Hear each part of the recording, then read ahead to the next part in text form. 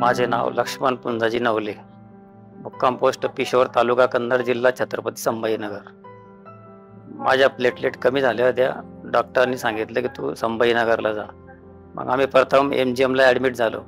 MGMला 8 दिवस ट्रीटमेंट घेतली, पण काही फरक पडला नाही.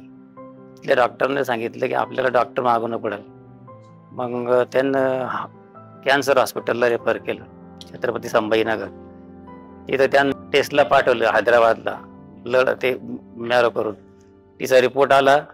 त्यांनी सांगितलं इथं आमच्याकडून होणार नाही, तुम्ही टाटाला जा. आम्ही टाटाला गेलो. टाटाला 2 दिवस राहिलो, पण तिथं इतकी गर्दी. ते म्हणे आम्ही तुम्हाला ॲडमिट करून घेणार नाही, तुम्हाला इथं रूम घ्यावं पडेल, येऊन जाऊन करणं पडेल.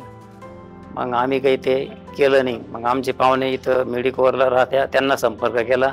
त्यांनी सांगितलं की इथं निकेत मंत्री म्हणून डॉक्टर आहे, त्यांच्या अंडरखाली तुम्ही ट्रीटमेंट घ्या. त्यांच्या अंडरखाली ट्रीटमेंट घेतली. इथे आलो तेव्हा माझ्या प्लेटलेट 4000 होत्या.